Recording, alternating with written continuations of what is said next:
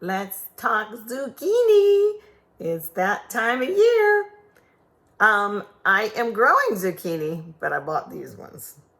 I always try and pick not the giant ones. I try and pick ones kind of like this size. Okay, so what you can do a lot of things with zucchini. You can make them savory or sweet, like as in my Aunt Esther's zucchini cake, which is so good. You can make them all different ways. I've made zucchini fritters, which are really good. Yum, yum, yum. And you can adjust and make them however you want, like spice-wise. But today I'm going to stuff them. I'm going to make little zucchini boats. So let's look down this way. I haven't still decided which flavor I want to do, so I should comment on my hair, I guess. This is pull hair, don't care, that kind of thing. My hair is actually naturally super, really very curly. All my life I was Curly Shirley or Shirley Temple or whatever. Or like, let me touch your hair. Used to be ringlets, now it's just like this, wavy. Actually, they prefers it like this. Can you believe that? I didn't fix it. I must love you guys. Okay, can we make some zucchini boats now or what? Let's go. Gonna point down here. And yeah, that looks about right. Okay, so I'm going to, let's see, start with one and cut off the ends. You can see this. And however it lays, like if it lays like that, then you cut it this way because then it means it'll lay in your casserole dish correctly. So I'm going to cut it this way. I didn't really have to cut these off, but I just like to because I like to eat the whole thing. I'm grabbing a spoon. You could use like a melon baller or something at this point, but I want to get the insides and put them in this bowl.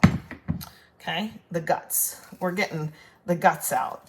If you hit the bottom, it's not a big deal, but I just like go around and get it out. I would normally use my little melon baller, but I'm doing things like, because you might not have a melon baller, but it is possible to still do this. And then I start to scrape them, okay? Now this part is going to be the cavity like this, okay? Like that, and it'll lay like this.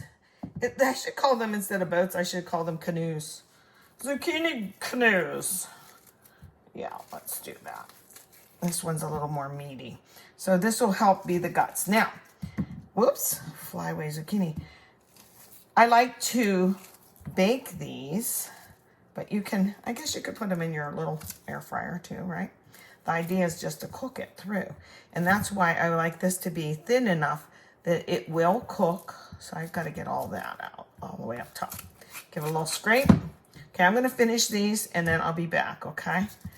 Then I'm going to decide, along with this filling, you can put a lot of things.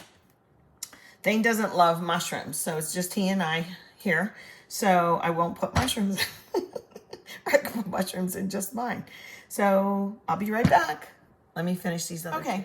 So I dug out on my little zucchini. I like to find the dish that I'm going to bake them in ahead of time before you get them all full and they're messy, and then you put them in a dish and it's like, now you got to get a new dish and you messed up, made the one messy. So I find a dish and this will be adequate, trust me. Okay, so here's the meat. I call it the meat. And what else are we gonna add to the meat? One thing I know we're gonna add is I had a little bit of garlic. I chopped up too much, so I stuck it in the fridge, knowing that I would use it fast enough. So, ooh boy, that smells extra. Smells extra. It's okay, we like garlic. Let me grab a fork. Now, should I smash this up more? Probably, but I think that zucchini cooks and it cooks down so soft it won't matter when all the rest of it is done. My tomatoes, let me show you something. I have cocktail tomatoes, regular tomatoes. Mine aren't ready in the garden yet, nor will they look this pretty, by the way. But I grow a lot of plum tomatoes or football tomatoes or Roma. Okay, you can call them what you want. These have less seeds and juice than these do, okay? Your little Romas. So when making sauce or canning, I like this kind. So I don't want a whole bunch of juice in there. So Well, I should rinse this real quick. Let me rinse this real quick. Okay, I just want 1 tomato in there. There we go. Sorry, I try and do things ahead of time, but it's just like you're in my kitchen with me, right? Okay, so I am going to get rid of that little part there. And then, see, you can squeeze it and get some of the seeds out if you want, or you can just eat the seeds. Who cares? Whatever. Doesn't matter. Okay, but I just flicked most of them out. Okay, most of them. Get out of there. Get out of there. I use my fingers. Who am I kidding? I go like this. And that little green part, I don't want him either. That's just tough. Then I'm gonna just dice it up. You can, instead of tomatoes, I brought the jar of salsa out so you can see. If you want to make these Mexicali, you can use, you know, cheese and taco seasoning, that kind of thing, and put some salsa in your bowl. You won't need the tomatoes. You can put peppers in, like green pepper and stuff. But you can make these kid-friendly by making them, oh, we're having taco boats or canoes. You can call them canoes. Okay, just a little bit more here to show you. Again, this will cook down and it'll kind of make a little bit of its own sauce, right? And let's put you in the bowl. Now, what else? I don't want too much else in here, but one thing I definitely always like, onion. I'll get a little bit of onion. I could just use this part, look. Okay. Okay, so just get it going like this. I don't want it too big of chunks because these will cook rather quickly. So I'm just gonna give it a little slice like that and then just mince all the way to the end. I'm doing the rocking now, see? Not like that, doing the rocking because it's getting close to the end. Waste not, want not. I'll go right up to that end there. Now, let's make sure I cut these all the way through. They look fine. Okay, look at that little tomato.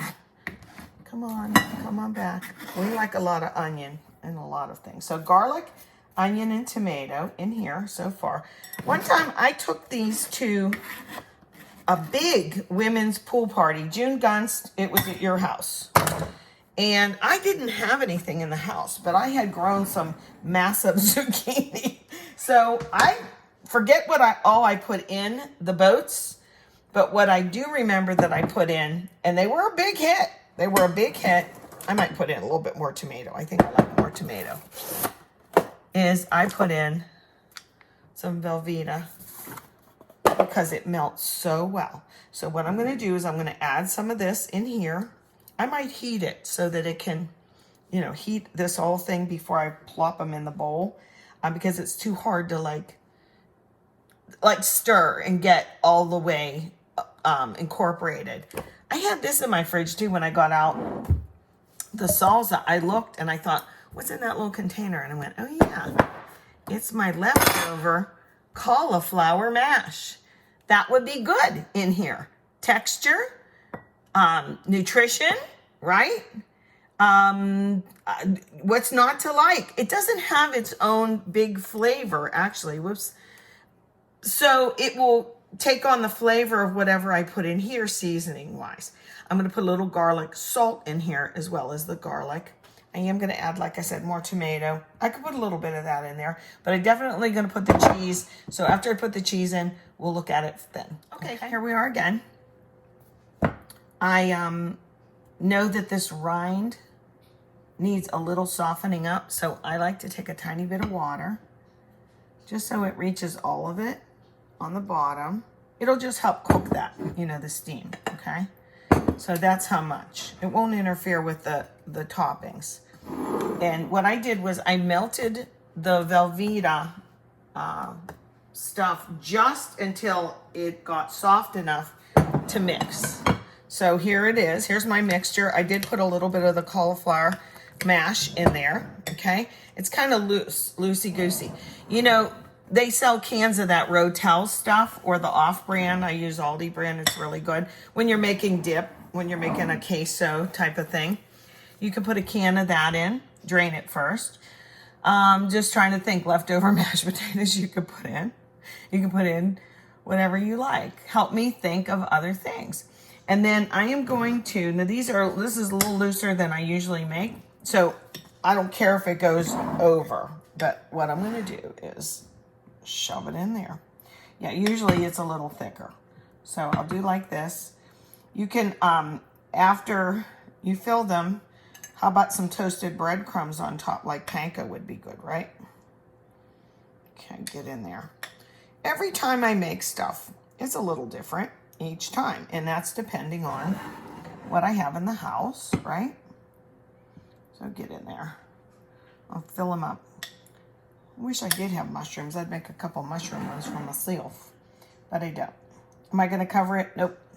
I have a little extra, whatever. And I'm just gonna put it in. I have my oven already heated. Oh, I made a cake. And I'm gonna actually freeze this cake. I made a vanilla cake. Isn't that pretty? Look how level it is. And the reason it's level is I push the outsides of the batter. Here, let me move up like that. I pour in the batter, and then I make sure, because the middle will crown a lot of times, but what I did to ensure that it's nice and flat is two things. I used room temperature ingredients, room temperature water, and room temperature eggs, in this case, egg whites. And I put in, even my vanilla was, of course, room temperature. And then I also, to ensure that I get a nice level top, I push a little bit of the batter out like this, okay? You don't want to pound your cake batter. I used to do that, but don't do it. Push it out a little bit, because this middle part is going to cook first, or I mean last, excuse me. The edges will cook first, and you want it to cook all at the same time. So this will be a coconut cake for my picnic, but I'm gonna freeze it right in here. Ouch. But the oven is nice and hot already. I'm gonna get these little guys in, and I'll show you the finished product. But I want to do about 30 minutes to make sure that they're cooked on the bottom, okay? So there's my little zucchini boats, or canoes in this case, and we'll see how they turn out. So here it is, our little zucchini canoes, or zucchini boats. Like I said, I make them a little different each time, I swear. But this time, I tasted the filling because there was a little bit extra. It was delicious. I did put some breadcrumbs on top, and then I threw them, I switched it to broiler just for, you know, a minute. Really got to watch them that way. But they're quite good, and it's something to do with an abundance of zucchini. I used to take it into work. I don't know if you know that person, but I was that person. I used to take all the zucchini into work because we had such an abundance of it. And it's just one more way to cook it. And I think the kids appreciate when you, not disguise, but when you jazz something up that's palatable to them.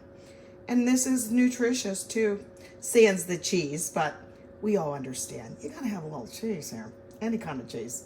Okay. See you next time.